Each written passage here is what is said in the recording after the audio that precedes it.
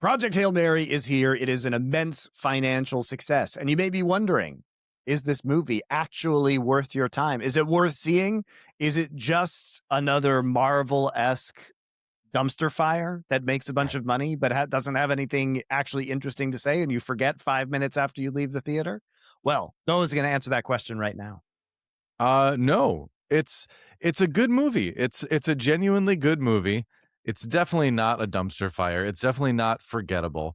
But I just didn't like it very much. And that's weird because I can also see that it is a good movie. It had a lot of things individually here and there that I did like, but just overall, I was kind of just waiting for it to be over the entire time. And Wow. I know it felt very long, and it is a very long movie too. This is almost an Avatar length film. It's like 2 hours and 46 minutes or something like that. It's a long movie. And it is a good movie, no doubt. Like, I would never say that Project Hail Mary is a bad movie, but it's just not a movie that I loved, you know? So I guess we'll unpack that as we go through it. Because I'm feeling just as confused as you might be hearing me say that. I actually really enjoyed this movie, but I have to preface this where I am a sucker for these kind of movies. I do enjoy The Martian, which is also by Andy Weir, who is the author of the book that Project Hail Mary is based off of. I am also a huge fan of Contact, Arrival, Sunshine. And the thing about all those movies is that it is clearly both inspired by and at times directly references those films. And if you like films like Contact and Arrival, I will prepare you by saying this movie is worse than Contact and Arrival. Because Contact and Arrival have significantly deeper themes and touch on kind of existentialism or human nature in a way that this film just doesn't. What if you go into Project Hail Mary, what you will experience is mostly a comedy movie, honestly. Like it is mostly a comedy. And that seems weird to say because this is a story about the continued existence of humanity. And in a nutshell, obviously the setup for this is that the sun is dying because there are these life forms that are stealing the sun's energy. And so a team is dispatched to the star Tau Ceti in order to examine why Tau Ceti in the galaxy is the only star that isn't infected by this light form. And in the process, Ryan Gosling is the only survivor. By the time they get to Tau Ceti, he encounters an alien ship from a different solar system that is also looking at Tau Ceti for the same reasons. And he and the last surviving alien on the other ship have to team up in order to discover why, this star is not dying. And they do. And then I love that setup. I think that's so cool. It's such a neat setup that you would have this thing happen. Both of these intelligent species would figure out the same thing. Both would send expeditions. Neither seems super equipped to send those expeditions. And so there's disaster along the way. And then you have this first contact scenario, like they said, they have to work together. And like, I really like that setup. That's a great classic, like science fiction setup. It feels like a really interesting story. I feel like, well, do we want to get into my problems with it yet, or do you want to just keep going with the plot? For it. Okay, so I've thought about this a lot since I saw it yesterday. So at least about 24 hours of thought about this, and I've been thinking about it a lot. And I think the reason is I just don't like how things are conveyed in both this and The Martian. I actually didn't really like The Martian for the same reason, is that each scene feels too predictable. Like we go into a scene, we have the quirky music, dun, dun, dun, dun, dun. We have the people saying quirky things. Oh, I'm not an astronaut. I'm not an astronaut. Like it's this quirky dialogue, right? And then they solve the problem, and then they're like, yes, I solved it, science. There's always that, and every single scene is that. It's like high fives. Quirky dialogue, like modern documentary music going in the background. Nothing really special there. And then they solve it, and then they go like this, or they go this, or they say science, or they're like, Yeah, or like bow chicka wow wow. They always say some like stupid like catchphrasey kind of thing. It's very old millennial cringe language. Nobody, Yes. like even cringe millennials don't talk like that. Like I've never known anyone that actually talks like this. I've never been deep in the scientific community, I guess. Maybe they do there. I don't know. But it's I feel like every scene we go into follows that exact formula from start to finish in the movie for the most part, with only slight deviations. And I think that is what I don't like. I don't like the style in which the story is portrayed like that. I don't like the dialogue. I don't like the sameness of all the scenes. I don't like the sameness of the behavior of the characters, especially the main characters. Like, look at Matt Damon Martian, and then look at Ryan Gosling as Grace in this one. Like, they kind of behave very similarly in both situations, where it's again, quirky, self-deprecating, little bit of comedy stuff, then celebration moment, we solved the science, and move on to the next, new problem, better science that. And that it just like bugs me. I don't know, it just bugs me. So I met an alien. He's kind of growing on me. At least he's not growing in me, which was a concern for a little while. I enjoy that because I know what it is. And at the end of the day, like, as I said, this movie is standing on the shoulders of some really great science fiction movies that it obviously draws from, including just in terms of parallel scenes. It's actually crazy how much this steals from, well, first off, the plot of Sunshine is, so again, we're dealing with movies that are directed by better directors and written by better writers than this movie. And Sunshine itself is a Danny Boyle film that's written by Alex Garland. And it's like, of course that movie is better, right? Mm-hmm. It's the same premise where it's more violent. Obviously, it's darker for sure, which is that the sun is going out and there is a ship hilariously called the Icarus, I believe. Maybe a little too on the nose there. Not heavy-handed at all. Yeah. Speaking of better writing, Alex Garland, maybe tune that one up a little bit. Maybe that's a little too obvious. So subtle. But the ship has to go to like reignite the sun. Like the sun is running out of energy, and they're like restarting the sun's engine. So the premise from that is very similar, obviously. And then we get into Contact and Arrival, and we literally get some of the same scenes from those films, if you're familiar with them, which there's no problem with taking those scenes because those scenes are really good. But again, we're talking about Denis Villeneuve in Arrival, and the fact that you have great movie. The scenes with the aliens behind the glass where they're learning to communicate. And the real difference here is that the aliens in Arrival are actually teaching something that's much more interesting and profound, which is that their language actually causes you to exist in the fourth dimension of time. And then that is then used to explore the central character's ethics around knowing that she's going to have a daughter that dies of a terminal illness. And is that acceptable if you know what is going to happen in the future? And it asks much deeper questions. And then we get to Contact, which obviously the original book is written by Carl Sagan and it's directed by Robert Zemeckis, right? And I don't think Robert Zemeckis has done no wrong. In fact, I think Robert Zemeckis has in fact committed war crimes against cinema, but also at his best, he's really good. And his best maybe is Contact. And Jodie Foster in that is a phenomenal main character, but it's also many of the exact same story beats. It's literally in that film, Jodie Foster is going to go into space. Oh no, there's a terrorist attack that kills the astronaut that's supposed to go. And then Jodie Foster ends up going instead. And I honestly believe that in Contact, they did, like, Project Hail Mary directly references Contact because at the end, it's again a scene on a beach on an alien world. And that beach is supposed to look like a beach on Earth, where in Contact, she meets her father. And the reason why the aliens do this is they create a comfortable environment. They know her father is dead. So in her mind, they have created this environment so that they don't just like explode it with cosmic horror, right? Of what are these alien beings? And they're trying to gently push humanity into being an interstellar society that is responsible, and they realize that they have the system that they go about. And this is like the first step to doing that, right? And in Project Hail Mary, it's at the end, spoilers, obviously, he goes to the alien world of his new friend Rocky, and they create a biodome of a beach for him to live in. And the last scene of the movie is a conversation on this beach, right? So you can't tell me that that is coincidental, right? And it's done very differently. I'm not saying it's a direct copy, but it is certainly an homage to Contact.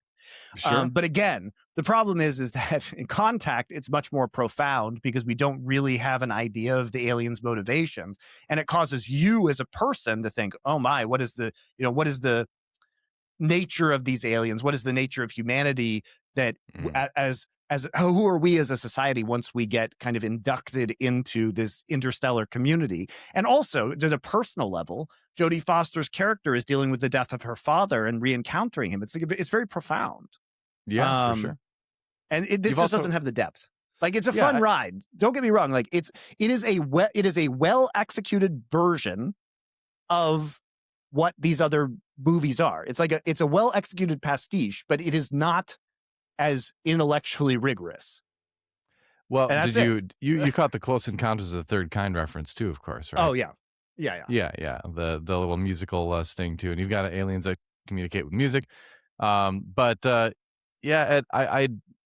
I don't know if I loved either the alien kind of immediately becoming like comedy relief, basically, and kind of being like funny, his pet a little bit. There are funny parts of it for sure. Like I said, I don't dislike anything particular in the movie story wise, but I just don't like how it all comes across on the screen. Hi, Grace. You're in a ball. So Rocky, no die, and Grace atmosphere. I come up. Oh, you're coming up. Foreign body detected. Grace and Rocky, big science. How to kill asterophage together. I keep going this way? This room boring. Rocky! Science, save Earth, save Eris. Good plan. What's this down here? Question. Amazing. Rocky, what is the human technology? Dirty. Why room so messy? Well, question. I wasn't expecting company, was I? Yeah, look, I think, there's a when the alien gets in the hamster ball and Rocky's on his ship and talking and can hear everything, like I think it's really funny. I think the dialogue is handled well. I was laughing in the theater. I think, the differences in language when Rocky is saying "fist my bump" are like memorable and they're funny. Sure. But the thing is that it never goes deeper than that, right? It's just a gag. It's just a gag. It's not Arrival where there is like profound implications over the alien's language and learning the language. Yeah. It's literally just like fist my bump. Haha. What a wacky alien. I think that's part of it too, is that like, I feel like there weren't really any stakes in the movie, which is weird to say with a movie about it never the end feels of the like they're world, going to fail. Right, Let's put exactly. It that way. And they're not, because it's not that kind of movie. And so that kind of took some of the enjoyment out of it for me too, where, you knew the alien wasn't going to die. You knew he wasn't going to die. You knew that they were going to succeed. So I like, I don't like knowing everything going into it without having, been told, right? Where you can just tell, And maybe it's just maybe people just want that. People obviously do want that. It is just a feel good movie, and I mean, we could use some feel good stuff right now. I can't blame people for attaching to it. I think this is a great time for this movie to come out and for people to really connect with it. But I don't know. Yeah, it just didn't jive with me. I think that the twists that they have are a little bit unexpected, though. I did not think that they were going to have him have to make a choice between going home and then going to save Rocky, which then also the implication is saves all of Rocky's species. Mm-hmm. Because if he doesn't make it home, then they can't transport the cure that they found on the planet in Tau Ceti, which is these microorganisms that eat the sun-eating bacteria or whatever the hell they are. The astrophage. And so he makes that choice and, of course, sends the probes back to Earth because he has probes to send with the bacteria to save Earth as well. So he can save both, but it comes at the price of himself. But as is made abundantly clear in the movie, he has no family and as far as we can tell, no friends either. So See, Rocky that was is my his favorite friend. part. Actually, that was my favorite part of the film because Yeah, that was it's the best part of the where movie. that was where I felt like, okay, our character really learned something. We had growth because we find out, shortly before this happens that he didn't willingly go on the mission. Again, spoiler alerts. They had to actually essentially kidnap him and drug him and send him up there because he was the only one, but he told them he was too scared to go, and so he wouldn't. So they had to actually kidnap him and send him along. And so here we have a similar situation. Which obviously you wouldn't do, because if that person is unwilling to go along, if they wake up, they might just go crazy and sabotage the whole mission. They gave him an amnesia insane. drug too. So, how convenient. But, but I did like that, he's slowly regaining his memories, and he kind of finds out the same time that we do that he's not some hero or anything. In fact, he was a coward who tried to back out. And now, by the way, a ridiculous coward, by the way, because comical coward. But let me finish though. Let me finish. Sorry. So it's so now he has kind of a same choice, right? Where he's essentially giving up his life, giving up his chance to ever go home again, for saving a species. But now he's learned, he's grown, he's gotten more confidence in himself, and so he makes the difficult but right choice. And is ultimately rewarded for it. But at the same time, it's I did like that we got some real growth in that character, that I think that's a good point, that he gets a do-over on basically exactly the same choice, except he saves a species that isn't his, right? Mm-hmm. So it's an even harder choice in some ways. Although I don't even know what kind of person would make the choice that he makes in the first place. Like, that's what the problem that I was trying to bring up is. It just seems so contrived, because you would have to be just an insane coward, because he has inside information, and the inside information when he's told to go on this mission is this. So the sun's going to die, and then, in the next 30 years, a quarter of the Earth's population is going to die. And that's if the best case scenario, and people don't start fighting over food and the nations of the world work together. And they're like, of course, that's not going to happen. So probably more. Mm-hmm. And he's like, you know what? I do want to stay here. Yeah, even though I have no family. That like, was why dumb. would you stay here? That sounds horrible. Like, I would literally look. I don't want to. Space sounds terrifying. This mission sounds terrifying. But I don't know anybody who, when confronted with that information of like maybe half of the world's population is going to die in your lifetime, and there's going to be insane civil strife, you might as well just go into space, where you have the option to gently suicide or at least try and save people. Yeah, But honestly, like, fuck me. It's not even a matter of courage. It's like, it's literally, why would you stay? Like, what is the rational reason for staying? I agree. I felt like they needed to give him a better reason to say no, But it was weird that they had him so adamant to saying no when he didn't have any connection on Earth. Exactly. I think you do have to give him some sort of connection on Earth. But even if you did have a connection, let's say you have kids. But, you and I have kids. I would go on this mission in a heartbeat, because what's the point? What's the point of being here? Like, at least I could.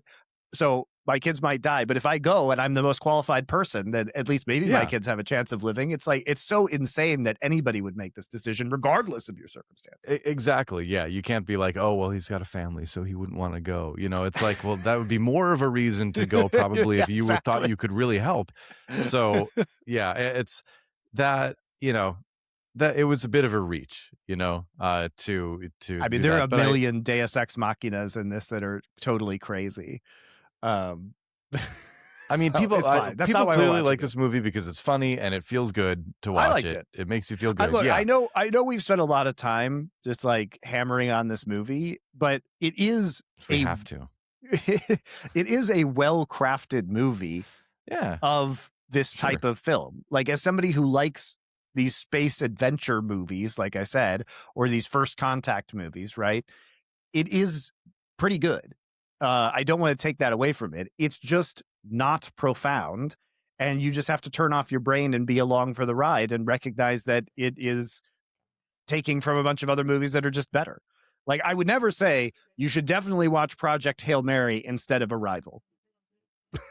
Yeah, just not. I would say maybe you should even watch Star Trek First Contact instead of Project Hail Mary. I do have a soft spot for that movie.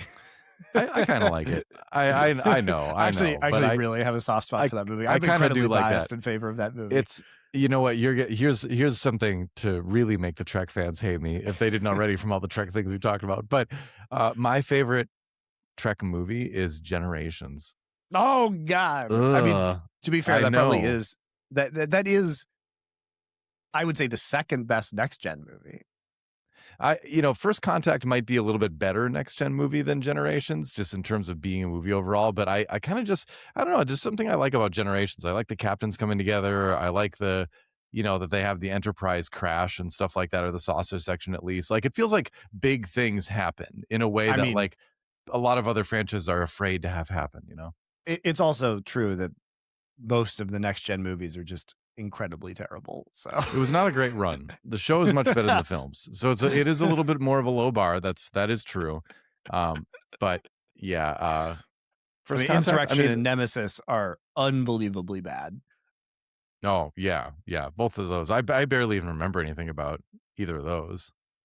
Man, Nemesis has like the Romulans or something, right?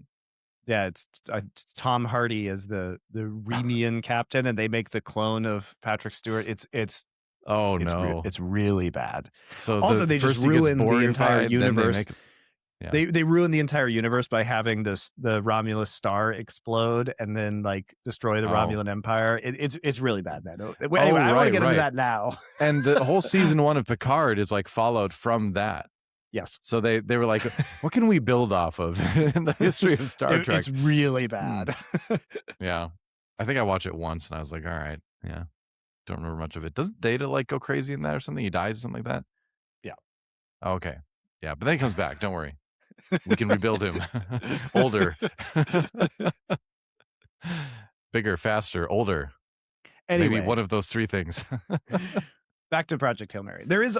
We focused on a lot of the story elements. It is tropey and it is full of Deus Ex Machinas and it is mostly very predictable, but it's well designed. It's well paced. I didn't feel like it was super long though. I was entertained the entire time.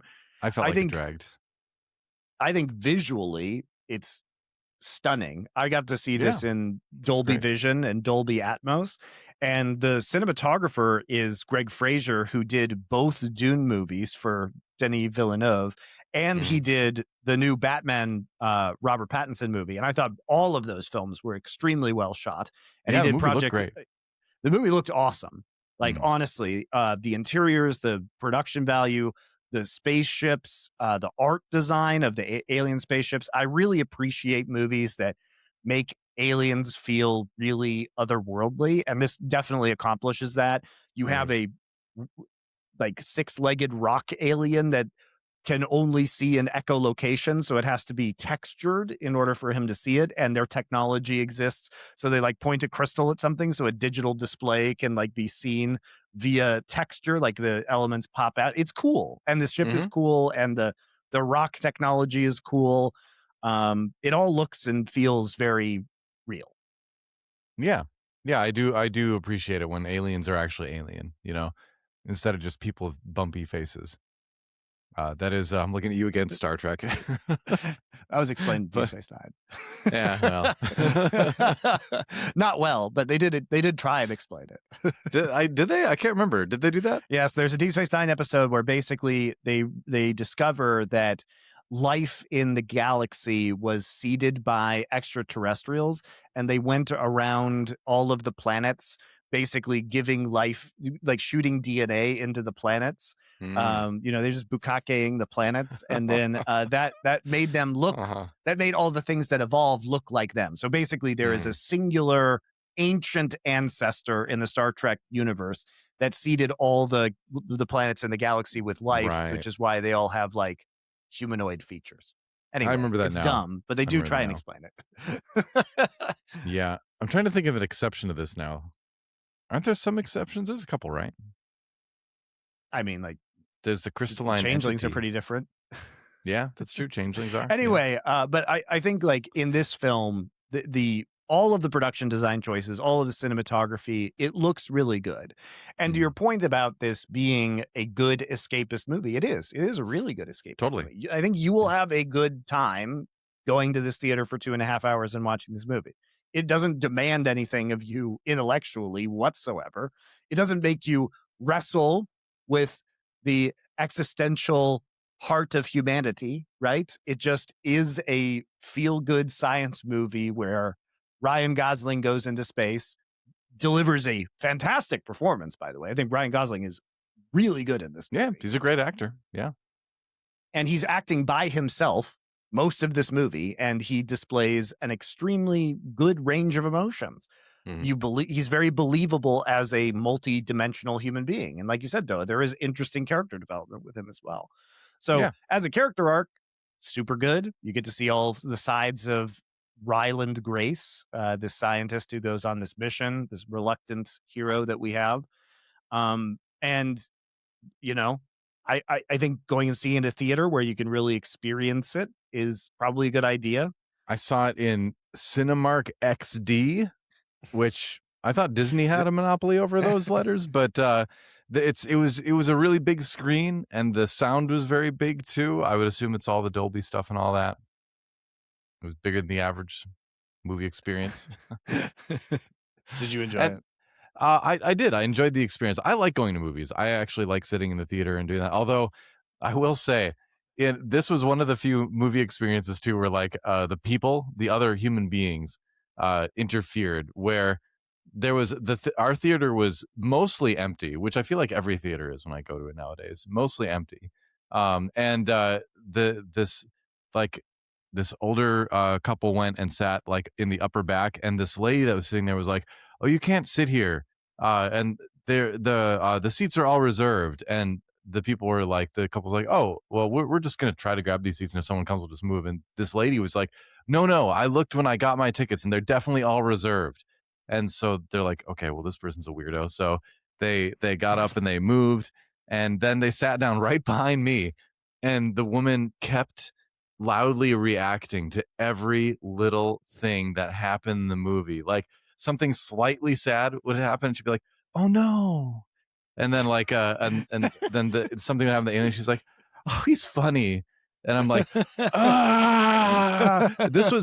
she also clapped during the Mandalorian and Grogu trailer. And I'm just like, am I just going to like dive head first off my seat into like the rows in front of me and just like hope I hit my head hard enough to go unconscious? Like it was, so that might have impacted my experience as well. every single thing. And I was just like, it turned me into a very angry man that I'm not usually, but she did that. I'm going to do that too next time we watch a movie together. I gotta say though, the other woman at the beginning of that story that essentially kicked them out of her row, even though no one else was sitting in that row in the entire theater, she was like prescient or something like that. She could maybe tell just by looking at them what was going to happen if they sat near her. And she just ejected them. Nobody sat in that row, by the way. It was totally empty for the entire movie. So she just kicked them out of her row for no reason other than she didn't want them there without ever having met them in her life, which is kind of great. And then they ended up sitting behind me and being very irritating. So maybe, you know, I called her a weirdo earlier. Maybe she's actually just like a genius. Who knows? I should have been like, I was tempted to be like, "Oh man, when I was booking my ticket, that row behind me, all blue. Totally full. You know, don't sit there. You're gonna get in trouble with someone." So anyway, want to talk about Star Trek? No. Oh, okay. Well, so I going back to the acting, I did like the actors in this. I like Lionel Boyce from The Bear. He played Carl. He was Marcus, I think this was his character name in The Bear. He was in this. It was cool to see him again.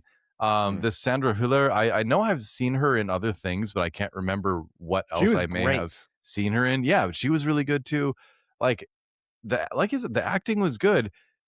It was just it was and also the other person who popped up that was like, "Oh hey, it's her," was Milana Van Trub, who plays she's famous for the AT&T commercials. Yes. She's a person that. And so a lot of you know, familiar faces in this one. It was as well acted. Again, it all just goes back to, I think, mostly like the dialogue. I just really don't like that kind of dialogue. I do think it's funny that you were that tilted by the dialogue. I mean, it's just I feel like it's very expected at this point in time in like a mainstream movie. It just feels been more boring. It's just been Guardians of the Galaxy-ified. You know what I mean? Like that's just what it feels like. I feel like the only other movie that irritated me to this degree, though, with that kind of thing was The Martian, which another Andy Weir book turned into a movie. Very similar story beats in that our solo character is off in space, trapped, and has to just science his way out of it, and cheers every 10 minutes when he solves a little thing. Hey, maybe if I was alone in space, I'd be cheering to myself too, but not if I knew people were watching. I mean, I found this pretty realistic, though, in terms of how Dr. Grace would respond, especially when he wakes up and has the amnesia and he has no idea, like he's trying to figure out where he is, and then he just starts despairing. Because if I was left alone on that spaceship with all that vodka, I know exactly what I'd be doing. Yeah, no problems with that. No problems on my end with I that do kind of find thing. it very funny and like a good commentary on human nature that the first thing he does is just get wasted in despair. Just like pass out on the floor. Seems pretty natural if you wake up and you're one of 3 people on the ship and the other 2 people are dead. And you're, light years You away don't know from where Earth, you are, why you're there. Yeah. Yeah, that seemed natural. The IV bags full of vodka, Yeah, well, it's like I said at the very beginning. I am not totally sure why I don't like these movies, but that's my best guess. All I know is that I watch them and it just kind of annoys me. Yeah, I understand that. I just think that this is probably like the best version of this kind of movie. And it certainly is resonating with people. I mean, the financial success has been absolutely amazing. As of today, it's already made $150 million at the box office. And it's going to take a lot more than that to pay for this movie with all of its marketing and everything. But it will hit those numbers, It wouldn't surprise me if this film ends up making $400 or $500 million. And as far as successes go, Amazon has famously had very, very poor success in movie theaters. And this is probably their first actual hit that they've managed to create. And they did it via MGM. So if you guys don't recall, they bought MGM. And so this is under the MGM label, but it's still Amazon at the end of the day. And I think, that's a good sign. I'm actually surprised that this movie is as popular as it is. Like, I would expect people to enjoy this movie, but I didn't expect it to be a giant hit, because it's still like a science movie that is mostly about slowly learning about an alien and has some very weird plot points about the sun dying to microbes. I wouldn't have pegged this one as like, wow, a home run with the average person. I think timing does play into it a lot. I think it is, like I said earlier, I think it is just a time where people just want something to make them feel good, anything, and this is one of the few things out there that isn't heavy on the drama really that much. It's just heavy on the feels good, So I do get why it resonates right now, specifically with like American audiences, because I think there is a sort of like a sense of starvation when it comes to joy right now, but at the same time, if you want to watch a feel-good movie about an individual at a far-flung alien world just trying to survive, and he makes friends and learns about himself along the way, and it's a feel-good movie, just saying, Predator Badlands is out there. And that was a fantastic film. It did exactly what I'm talking about, and that's what you could go see. You want to feel good. I know this sounds strange, but if you want to feel good, watch Predator Badlands. We reviewed it on this channel too, if you guys want to check that out. I think Feel it was good very movie of enjoyable. 2025. Predator Badlands. Yep. I do also want to talk about the practical effects in this, because that was another like huge win for me, which is that Rocky is a puppet that was actually manipulated by real people and was a real object. And we've spoken about this a lot in favor of more practical effects these days. You look at Alien Romulus, had a lot more practical effects. You look at this film, and it feels really good because it looks so much more real as a result. The alien feels very real in this movie, despite the fact that it doesn't even have a face. Is so alien in terms of its looks, but because it actually has real people manipulating it in a masterful fashion, it has so much character, right? Yeah. And it moves so well. And I'm sure, as far as Ryan Gosling was concerned, it's probably much easier to act when there was something actually in front of his face. Yeah, for right? sure. I mean, but like big credit to the effects team on this because they nail it, I think.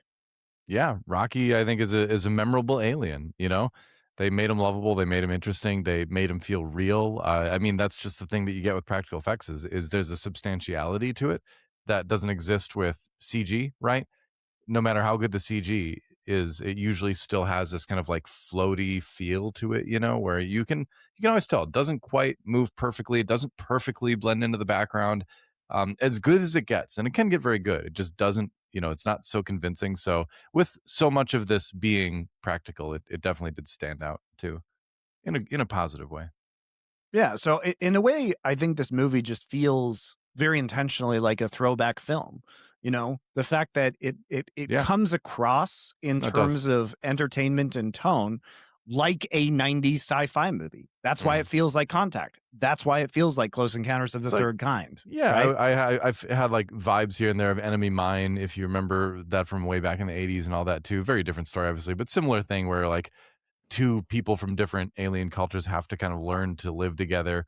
And it is that 80s, 90s sensibility with like modern dialogue, you know? Yeah. And the intent of this movie is to be a fun ride.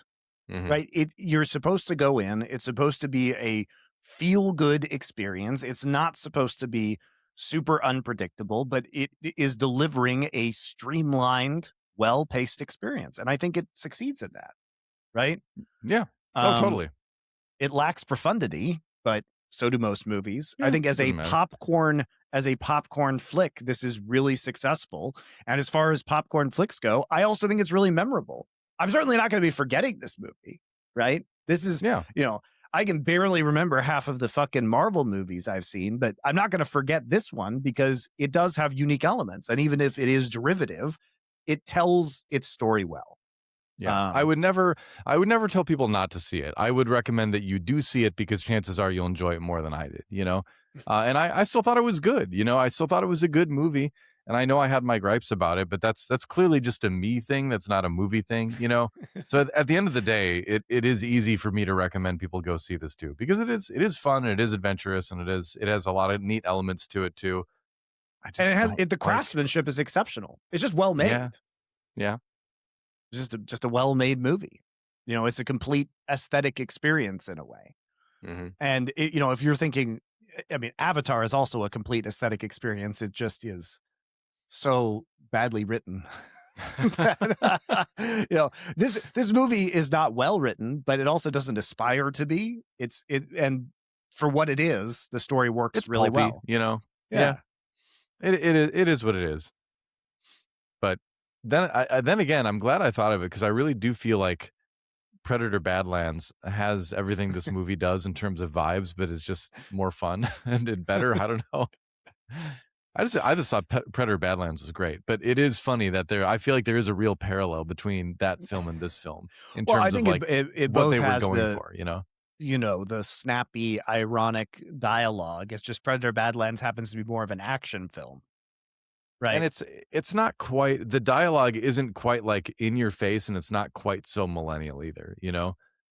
It's more a lot of it is in like Predator language, so well, sure, a lot of it is in Yautja. That's true, Yautja, whatever. Yautja, sorry. But even when you have Dakota Fanning's character, or is it Elle Fanning? Which Fanning? It's Elle Fanning.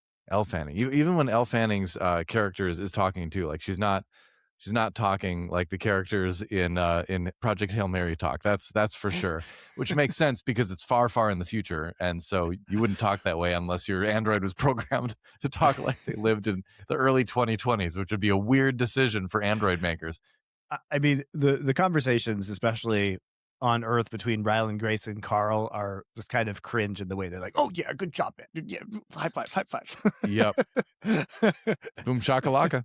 You know, it's like the people that thought Bazinga in that one like sitcom was like the greatest thing ever, and I was like, just shut up forever. I'm Grace. I'm gonna call you Rocky. Thumbs up. No, that's thumbs down. You would do the thumbs up. It's close enough. You're probably aware that many tech companies are selling your data, but did you know that even your ISP can do it? That's why ExpressVPN is very helpful, because even your ISP cannot see your browsing history when you are using ExpressVPN.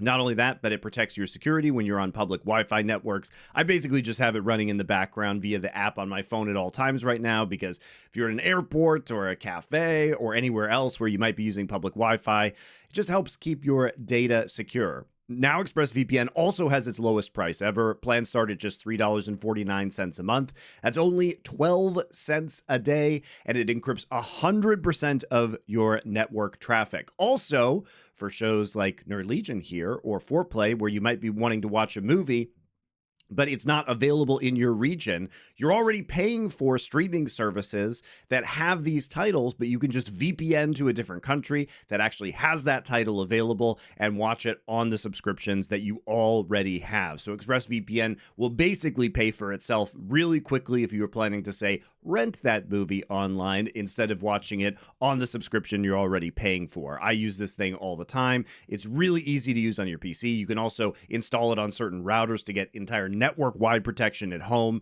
It is really, really easy. So you guys can secure your online data today by visiting expressvpn.com/nerdlegion. That's expressvpn.com/nerdlegion to find out how you can get up to 4 extra months. expressvpn.com/nerdlegion. And thank you very much for sponsoring our show. Yeah. But yeah, look, it don't have high expectations is what I would say. If you go in just looking for a good time and some really good production quality, you're gonna get it, and that's fine. If you want to see a good fun movie, go see it.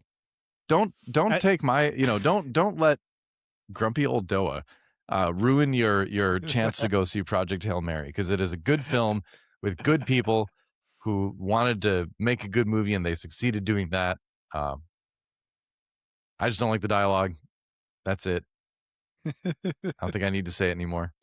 It's a good movie though. And yeah, and as you say, at least in current time, I feel like movies go through these cycles of being gritty and realistic and then hopeful, as the vibes change. You look at the 1970s and you're getting a bunch of like really deep, gritty movies. And then you get into the 80s and 90s and it gets to be much more hopeful. And I think people, as we've said on this show before, are looking for escapism right now. Sure. Like, the world's a scary enough place in the current epoch with the rise of AI and among far-flung automated wars. Yeah. It's not the most fun time that I've been alive right now.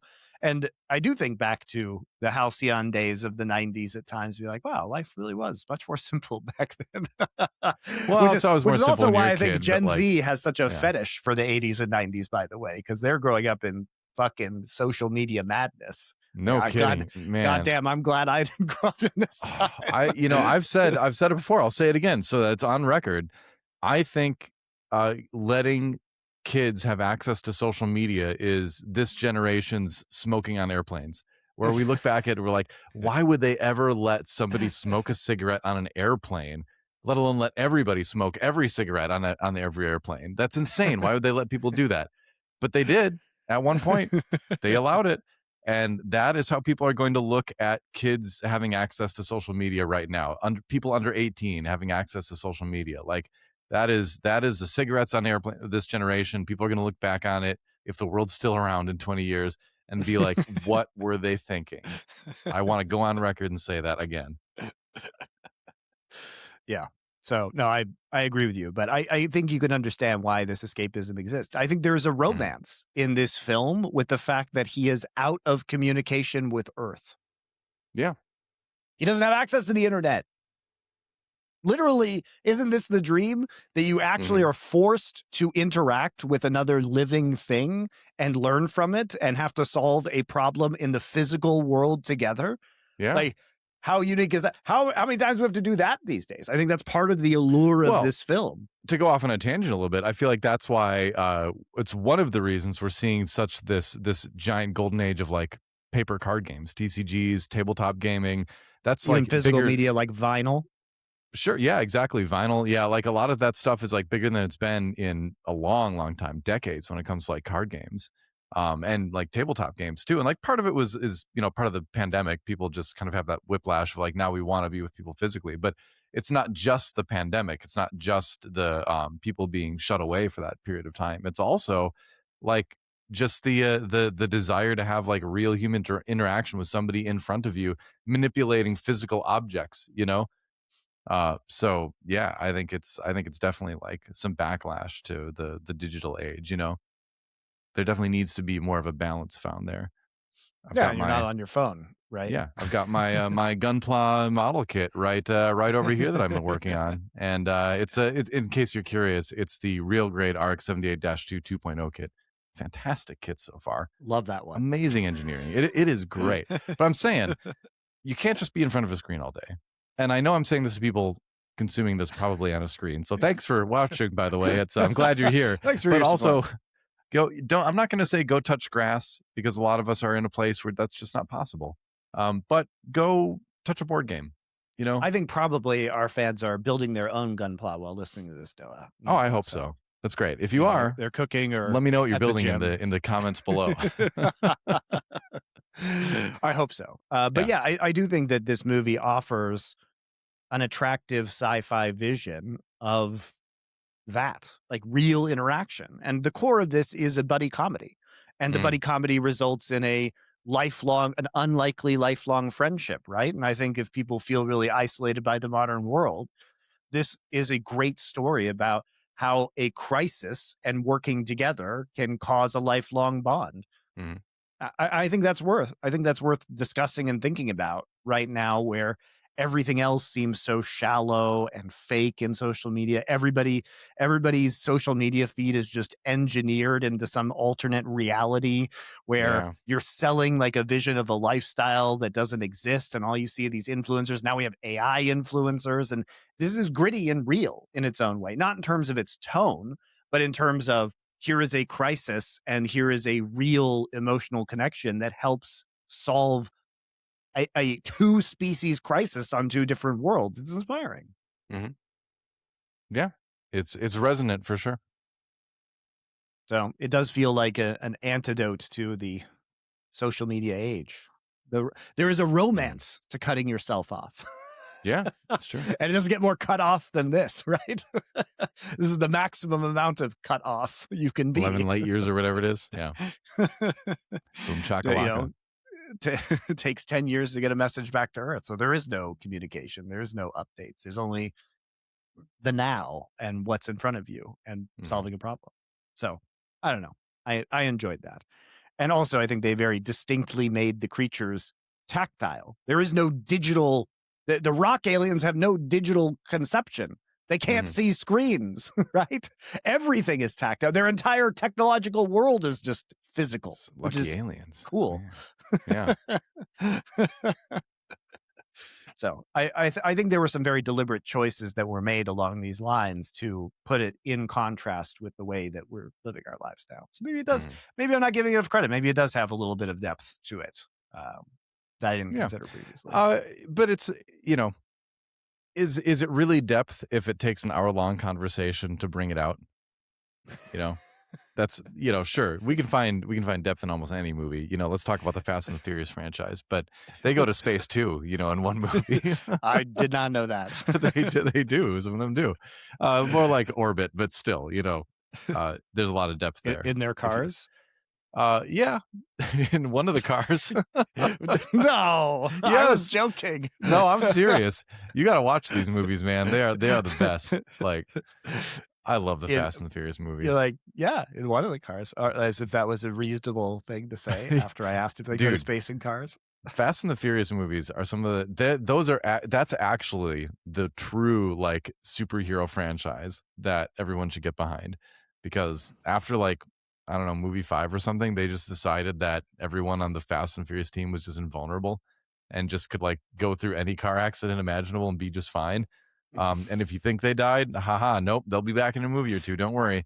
Like it is just chef's kiss. What a thing of beauty that franchise is. DoA's nitpicking Project Hail Mary, but telling me that Fast and the Furious, when they take a car to space, is superior.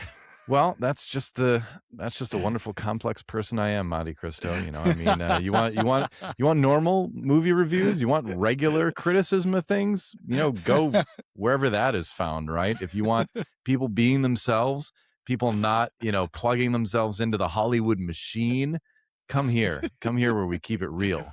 Bazinga. Yeah. And we have better dialogue, possibly.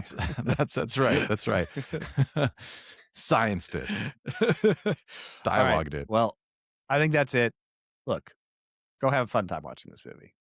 It's certainly one of the better films I've seen in the theaters in the last few years, especially from a visual perspective as well. So I do think it's worth seeing and experiencing on the big screen.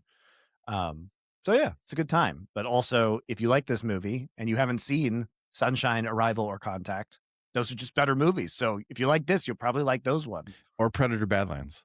Yeah. If you want another popcorn flick that won't make you think. If you want to think, all those movies are better versions. Yeah, sure. But they also don't make you feel as good. Especially Arrival will make you feel very bad. Yes, it will. Yeah. But it's fun. Just not in a fun way. All right, guys. Thanks a lot for watching. We'll see you next week.